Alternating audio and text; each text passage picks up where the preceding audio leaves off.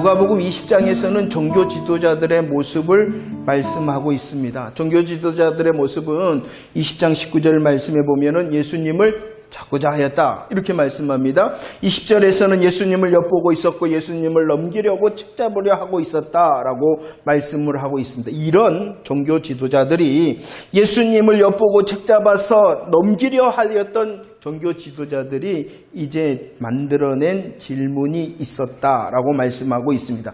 우리들이 오늘 살필 말씀은 그 종교 지도자들의 질문을 통하여 예수님께서 진리의 말씀을 선포하고 또 예수님께서 다시 그들에게 질문하심으로 진리의 말씀을 더 경고케 하시는 하나님의 말씀이 있다는 것입니다. 자, 아무튼 예수님을 엿보고 책잡고 넘기려 하였던 그들이 먼저 낸 질문이 있습니다. 22절 말씀 읽어보도록 하겠습니다. 22절 시작. 우리가 가이사에게 세를 바치는 것이 옳으니까 옳지 않으니까 하였다라고 말합니다. 이것은 바로 정치적인 음모의 질문입니다. 무엇에 대한 질문이었냐 그러면은 세금에 대한 질문을 예수님께 하였다는 것입니다. 만약 예수님께서 가이사에게 세금을 바치라 한다면은 백성들의 예면을 받을 것입니다. 그런데 반대로 예수님께서 가이사에게 세금을 바쳐서는 안 된다라고 말한다면 그들은 당장 예수님을 반역죄로 고발하기 위하여 이 같은 세금에 대한 질문을 하였다는 것입니다. 자, 이 세금에 대한 질문을 받은 예수님께서 어떻게 하였다라고 말씀하십니까? 24절, 25절 말씀에 보면 먼저 예수님께서는 아셨다라고 말합니다. 그들의 관계를 아셨다. 아신 예수님께서 그들에게 요구하십니다. 무엇을 요구하시냐 그러면은 야 너희들을 데나리온 하나를 내게 보이라 라고 말씀을 하셨습니다. 그들의 관계를 아십니다. 그리고 데나리온을 보이라 라고 말씀하셨습니다. 이 데나리온이라는 것은 돈을 말하는 것입니다. 그런데 특별한 목적을 가지고 있었던 화폐였다는 것입니다. 무슨 목적을 가지고 있었냐 그러면은 로마가 바로 세금을 거두기 위하여 만들어 놓은 것이 바로 이 데나리온이었다는 것입니다. 그런데 이 데나리온은 그냥 만들어진 것이 아니라 로마 황제의 형상이 그려져 있습니다. 그리고 그 로마 황제를 우상화하는 글귀가 있었다는 것이죠. 그래서 당시 유대인들은 이 데나리온을 가지고 있다는 것은 로마 황제의 형상이 그려져 있고 로마 황제를 우상화하는 글귀가 있는 이 데나리온을 가지고 있다는 그 자체도 우상숭배의 제다라고 하여서 사용하지 않고 있었던 것이 데나리온이었다는 것입니다. 그리고 지금 이 데나리온의 목적이 무엇이었냐 그러면 세금을 내도록 하기 위하여 로마가 만들었다 이렇게 말씀했잖아요. 그래서 이스라엘 사람들이 이 데나리온으로 세금을 낸다는 것은 스스로 이스라엘이 로마의 속국이다라는 것을 말하는 것이 되어지는 것입니다. 그래서 이것은 굉장히 유대인들에게는 아주 거부감을 갖는 그런 일이었어요. 그래서 저항의식이 있었다는 것이죠. 그 아주 예민한 세금의 문제를 지금 말하고 있다는 것입니다. 예수님께서는 그것을 보이라 하신 것이에요. 그러면서 대답을 하시죠. 25절 말씀 25절 시작. 이르시되 그런즉 가이사의 것은 가이사에게 하나님의 것은 하나님께 바쳐라 라고 말합니다. 먼저 세금을 향하여 예수님의 답변이 무엇이냐. 그들의 관계를 아셨습니다. 데나리온을 보이라 하셨습니다. 그리고 이제 답을 주십니다. 첫 번째 답이 무엇이냐 그러면은 가이사의 것은 가이사에게 라고 예수님께서 대답하셨어요. 이 말씀을 로마서 13장 1절과 2절에서 말씀하신 것과 같은 말씀입니다. 권세들에게 뭐 하라는 것입니까? 너희들 복종하라 라고 말씀하고 있습니다. 왜 권세들에게 복종을 해야 되냐 그러면은 그들이 가진 권세가 누구로부터 나는 것이기 때문에 하나님께로부터 났고 누가 정하신 것이기 때문에 하나님께서 정하신 것이다 라고 말씀하고 있어요. 그래서 권세를 거스리는 것은 단지 권세를 가진 자를 거스리는 것이 아니라 그 권세를 나고 정하신 누구를 거스리는 것이 되냐 그러면은 하나님을 거스리는 것이 되어진다는 것이죠. 그래서 예수님께서 가이사의 것은 가이사에게 라고 말씀하신 것은 그 가이사에게 준 권세도 누가 주셨다는 것을 인정하라는 것이에요. 하나님께서 허락하신 권세이기 때문에 그 권세에 복종하는 것은 무엇이냐 그러면은 하나님을 섬기는 것이 되어지는 것이다 라고 답변을 한 것입니다. 하나님께서 권세자들에게 권세를 주셨으니 그 주신, 정하신, 허락하신 하나님을 섬기는 마음으로 가이사의 것은 가이사에게 드려라 라고 대답하셨던 것입니다. 예수님의 대답은 여기에서 멈추는 것이 아니라 또 다른 대답을 하셨죠. 어떠한 대답을 하셨냐 그러면은 하나님의 것은 하나님, 권세에 우리들이 복종을 해야 됩니다. 그 권세에 복종함으로 하나님을 섬기는 일을 해야 됩니다. 하지만 하나님의 것은 하나님에게 라는 답을 더해 주셨다는 것입니다. 이것이 무엇입니까? 그 권세에 복종하는 먼저의 기준과 원칙에 대하여 말씀하고 있는 것입니다. 변하지 않는 우리에게의 먼저의 기준, 변하지 않는 우리의 먼저의 원칙이 누구에게 있다라고 말씀하시는 거예요? 하나님에게 있다라고 말씀하신 것입니다. 자, 하나님을 섬기기 때문에 권세자들을 섬겨라. 그러나 그 섬김에도 변하지 않는 먼저의 기준과 먼저의 원칙이 있다라고 복음의 진리를 말씀해 주셨다는 것입니다. 27절 말씀도 읽어볼까요? 27절 말씀 시작. 부활이 없다고 주장하는 사두개인 중 어떤 이들이 왔다라고 말합니다. 이제 바리새인들이 정치적인 음모를 가지고 세금에 대하여 물어보았습니다. 그러나 예수님께서는 가이사의 것은 가이사에게 하나님을 섬김으로 복종하고 하나님을 섬김의 먼저의 원칙과 기준을 지켜라 라고 대답하심으로 그들의 음모가 실패로 돌아갔습니다. 이번에는 누가 등장하냐 그러면은 사두개인들이 등장하여 종교적인 문제를 들고 나왔습니다. 이 사두개인에 대하여 사도행전 23장 8절 말씀에서는 이렇게 설명하고 있죠. 이 사두개인들은요, 모세 오경만 인정하는 자들입니다. 모세 오경만 성경, 정경으로 인정하였는데 그들은 교리적으로 없다 하였습니다. 무엇이 없냐 그러면은 부활도 없다, 천사도 없다, 영도 없다라고 말하는 것이 내세나 부활이 없다라고 그들은 교리적으로 믿었습니다. 그리고 천사나 사탄 같은 영적인 존재를 믿지 않았던 사람들이 바로 사두개인들이었다는 것입니다. 그들이 질문을 합니다. 없다 하는 자들, 특별히 부활이 없다고 하는 그들이 28절 이하의 말씀에 보면 모세오경, 사두개인들은 무엇만 인정하는 자들이었냐 그러면은 모세오경을 통하여 예수님께 부활이 없다라는 질문을 하고 있는 것입니다. 모세오경에 보면은 상속자, 형의 상속자가 없이 죽으면 형의 아내를 동생이 취하라라는 이것을 성경에서 말하는 계대 결혼법에 대하여 말씀을 하고 있습니다. 계대 결혼법을 들어서 그들은 부활이 없다라는 자신의 교리를 주장하여 예수님께 질문을 하고 있다는 것입니다. 자, 우리들은 잘 알아야 되는데요.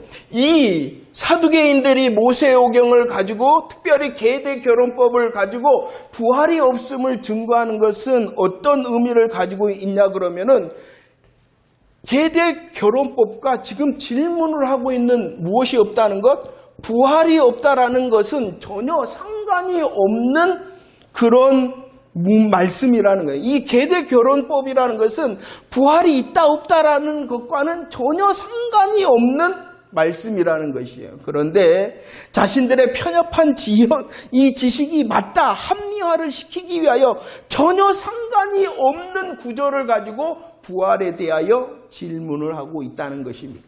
이것은 무엇을 말하는 그들이 성경을 가지고 잘못 사용하고 있다는 것이죠. 전혀 상관도 없는 것을 사용하고 있다는 것입니다. 사두개인들은 성경을 잘못 사용했을 뿐만 아니라 이 계대 결혼법을 말씀하신 하나님의 원래 의도를 알지도 못하고 무시하여 성경을 사용하고 있다는 것입니다. 먼저 이 계대 결혼법을 하나님께서 말씀하셨냐 그러면은 그때 당시에 상속자가 없는 과부를 위해서 그 과부는요 경제적으로나 신분적으로 불평등을 당할 수밖에 없었기 때문에 그 불평등을 막는 장치로 하나님께서 이 계대 결혼법을 통하여 그 과부에게 상속자가 있게 하신 것이에요. 그 가부를 위하여 경제적으로나 사회적으로나 신분적으로나 불평등을 당하지 않도록 하기 위하여 하나님께서 말씀하신 거예요. 또 특히 이 계대결혼법을 말씀하시는 이유는 영적인 의미가 있어요. 하나님께서는 이 이스라엘을 통하여 아브라함의 자손이 오시리라 라는 것을 약속해 주셨다는 것입니다. 곧 그리스도의 계보가 그리스도의 계보, 이 그리스도의 계보가 끊어지지 않도록 내가 하리라라는 복음의 하나님의 열심의 약속이 바로 계대결혼법에 숨겨져 있는 영적인 의미였다는 것입니다. 눈에 보이는 의도는 과부의 불평등을 막기 위해서였을 뿐만이 아니라 영적인 의미로 이 계대결혼법을 말씀하시는 약속하신 메시아가 분명히 오게 하리라라는 하나님의 복음의 열심을 담은 것이 바로 이 계대결혼법이라는 거예요. 그런데 이 말씀을 가지고 그들은 부활이 있다 없다라고 말을 하면서 성경을 알지도 못하며 성경의 원래 의도도 알지를 못했다는 것입니다. 그래서 성경은 마태복음 7장 6절에서 이렇게 말씀합니다. 하나님의 진리의 생명의 말씀을 어떻게 표현하고 있냐 그러면은 거룩한 것이고 또 진주다 이렇게 말씀합니다. 그 생명의 말씀을 뭐하지 말라라고 분명히 말씀하셨어요. 개나 돼지에게 이 말이 뭘까요? 알지 못하는 자, 잘못된 사용하는 자에게 말씀을 두지 말라라고 말씀하고 있어요. 왜냐 그러면 그들은 그 복음을 발로 밟고 너희를 찢어 상하게 하기 때문이다라고 말씀을 복음에 대한 바른 사용에 대하여 경고하고 있는 것입니다. 그래서 사도행전 17장 11절 너그러워져야 된다 이렇게 말씀합니다. 우리를 향하여 너그러워진다는 것은 무엇을 말씀하냐 그러면 영적 신사와 숙녀가 되어져야 된다라고 말씀하고 있어요. 너그러운 자 영적인 신사와 숙녀가 되기 위해서는 뭐하라라고 말씀하냐 그러면은 말씀을 잘 받아야 된다. 말씀을 잘 받아야 돼요. 분별하여 들어야 돼요. 분별하여 듣는 것으로 멈추는 것이 아니라 또 뭐 해야 되냐 그러면은 그러한가 하여 날마다 상고를 해야 된다는 것입니다. 영적인 신사와 숙녀 맞습니까? 우리는 근신하여 깨어 영적 개, 돼지가 되지 않도록 주의해야 돼요. 그런데 많은 사람들이 안다라고 착각을 합니다. 원래의 의도를 무시하여 아는 거예요. 성경의 원래의 의도를 무시하여 사용하고 있지 않은가. 내가 지금 마태복음에서 말하는 영적 개와 돼지의 그런 자리에 있지 않은가. 날마다 뭐 해야 돼요? 잘 받아야 돼요. 날마다 잘 상고해야 된다는 것입니다. 아무튼 사두개인들은요 알지 못하는 자들이었습니다. 사두개인들은요 원래 의도를 잘못 사용하고 있는 자들이었어요. 그들을 향하여 예수님께서 35절 36절 말씀해 보면은 영적 진리에 대하여 말씀을 해주고 있습니다. 이 35절의 시작은 어떻게 말씀합니까? 저 세상 사두개인들은 없다라고 했어요. 무엇이 없다? 저 세상이 없다. 내세, 저 세상도 없고 부활도 없다 하는 자들이었어요. 그러나 예수님께서는 영적 진리에 대하여 말씀하는 거예요. 내세가, 저 세상이 있다라고 분명히 말씀하고 있는 것입니다. 영적 진리에 있다라고 말씀하실 뿐만이 아니라 35절, 36절 말씀에서는 전부를 말하는 것이 아니에요. 내세에 대한 전부를 말씀하시는 것이 아닌데 그 내세에 대한 진리를 조금 말씀해 주셨는데 그것은 무엇이냐 그러면은 부활시대 내세에는 결혼이 없다라고 말합니다. 결혼이 없고 또 무엇도 없다? 죽음도 없다. 라고 말합니다. 왜냐 그러면은 사는 방법과 사는 기준이 이 땅의 것이 아니기 때문이라는 것이에요.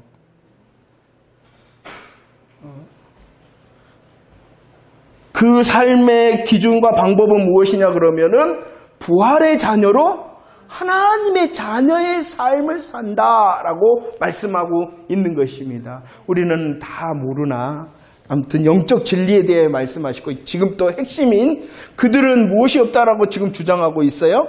부활이 없다. 예수님께서는 이제 부활이 있다라고 증명하고 있습니다.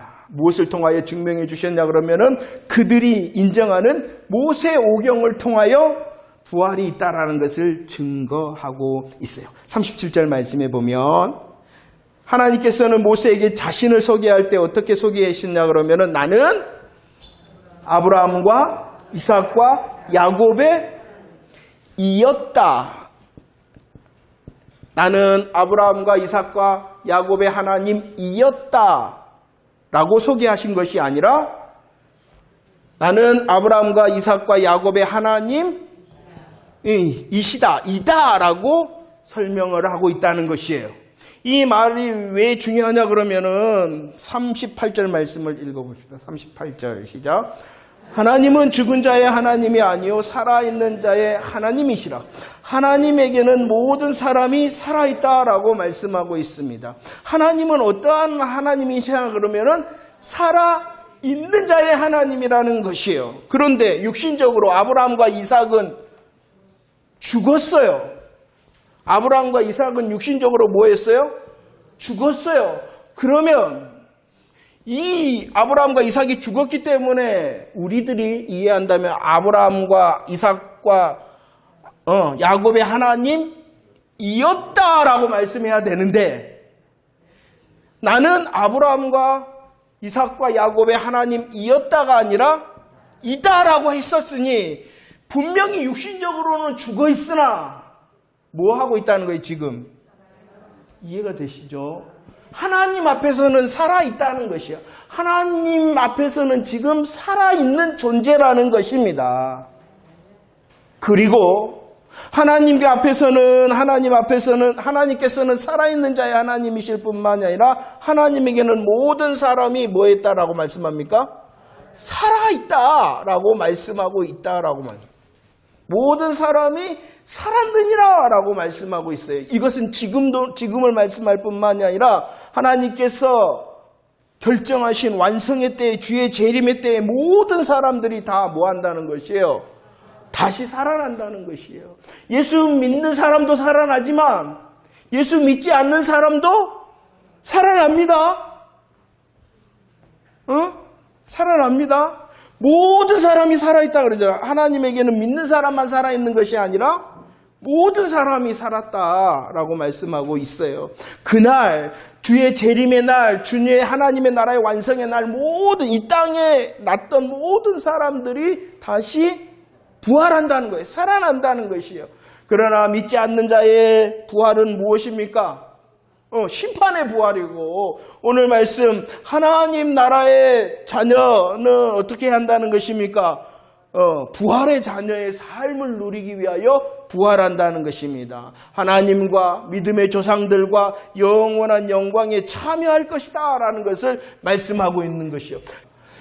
이렇게 보세요. 잘못 알고 있고 알지 못하는 그들을 향하여 진리의 말씀을 전하셨을 뿐만이 아니라 이제 주님께서 44절 질문을 하십니다. 그들에게 사두개인들이 부활이 없다라는 잘못된 성경관에 대하여 복음의 진리로 말씀하신 뒤에 예수님께서는 잘못된 성경관과 잘못된 메시아관에 대하여 수정하기 위하여 질문을 하시며 말씀해주고 있다는 것입니다.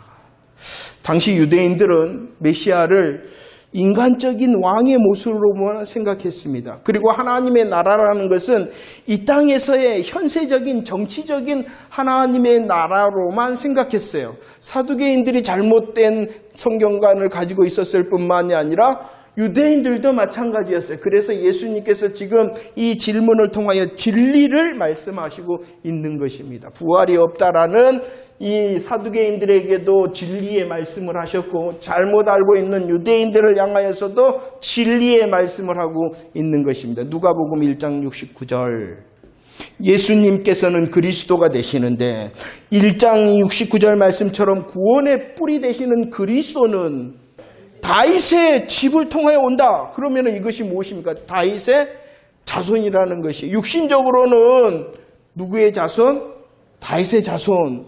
그들이 알았던 육신의 모습을 가지고 있었을 뿐만이 아니자 누가복음 18장 38절에서는 그래서 여리고 소경이었던 바디메오가 예수님을 향하여 어떻게 고백했냐 그러면은 예수 다윗의 자손이다라고 고백했다는 것이에요. 분명히 육신적으로는 예수님께서 다윗의 자손 후손으로 오시나 죽으시고 부활하심으로 그가 하나님의 아들이 되신다라는 것을 증거하셨다. 하나님이시다라는 것을 보여주셨다라고 말씀을 하고 있습니다. 이사야 9장 6절 말씀에서도 육신으로 낳기 때문에 우리 그리스도 메시아에 대하여 아기시다, 한 아들이다 이렇게 말씀하셨으나 그분의 이름은 하나님이시다라고 분명한 진리를 말씀해 주셨어요. 이 말이 무엇이냐? 잘못 알고 있고 의도대로 사용하지 않는 그들을 향하여 하나님의 진리의 말씀에 서라라고 주님께서 말씀을 하고 있는 것입니다. 왜 이것이 중요하냐 그러면 진리를 진리로 알아야지 진리를 누릴 수 있기 때문이라는 것입니다. 20장에서 예수님께서 한 가지 더 교훈을 해주십니다. 서기관에 대하여 말씀합니다. 이 서기관을 오늘 말씀대로 한다면 더 많이 받은 자, 더 많이 맡은 자에 대한 우리 주님이 말씀하고 있습니다. 이 서기관들은 하나님으로부터 더 많이 받았고 더 많이 맡은 자들이었다는 것입니다. 그런데 더 많이 받은 자, 더 많이 맡은 그들이 어떻게 했냐 그러면은 자기를 높이기를 원하며 자기를 높이는 것을 너무 좋아했다. 더 많이 받고 더 많이 맡은 자인데 그들은 긴 옷을 그리고 그들은 긴 기도를 통하여 자기를 자랑하기를 좋아했다. 라고 말씀합니다. 그들은 분명히 많이 받았고 그들은 많이 맡았는데 문안받고 높은 자리 윗자리를 더 좋아했다. 이렇게 말씀합니다. 많이 받고 많이 맡은 그들이 자기의 삶을 살았다는 것이죠.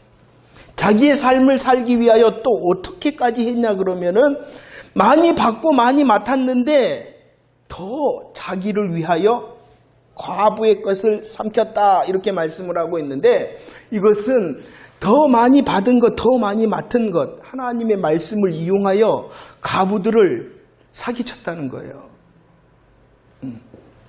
더 많이 받았고 더 많이 맡았는데 그것을 가지고 자기를 위한 삶을 살았으며 더 많이 받았고 더 많이 맡았는데 그것을 사용하여 자기의 것을 위하여 살았다. 그렇기 때문에 너희들은 그와 같은 서기관들을 뭐하라라고 말씀하고 있는 거예요?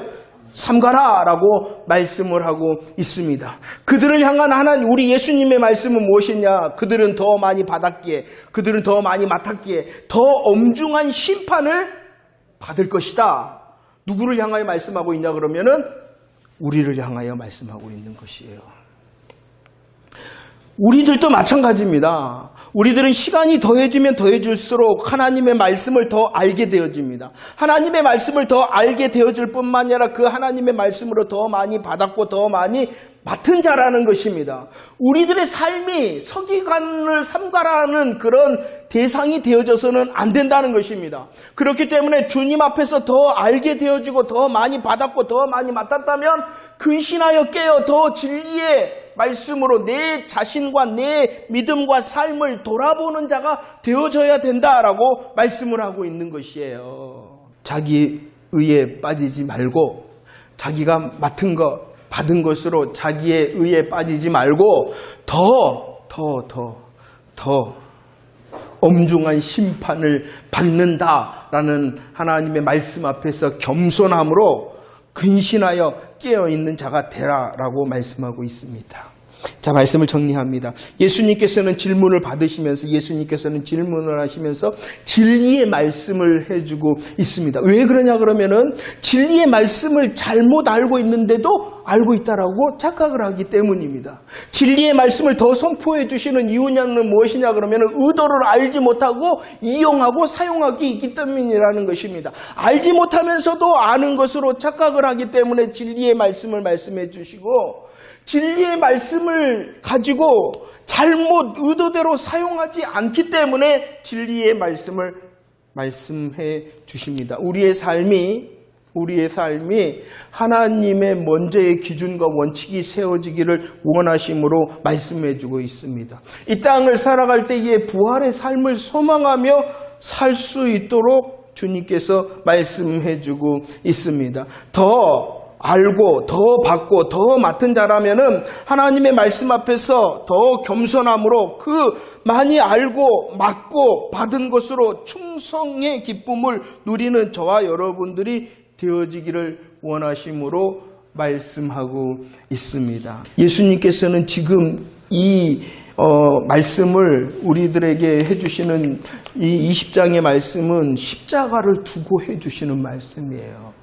이제 며칠 후면 십자가를 지시는데 우리를 향하여 말씀을 해주고 있습니다. 우리들이 더 진리의 말씀을 가지고 그 진리의 말씀에 더 서서 더 많이 앉아 더 많이 받은 자 맡은 자로서 진리의 말씀의 기쁨을 누리기 위함으로 다시 말씀해 주신다라는 것을 잊지 마시고 복음의 진리 가운데 더 서기를 원하는 마음으로 더 말씀 앞에 겸손하며 충성의 기쁨을 누리는 저와 여러분들의 삶이 되어지기를 축원합니다.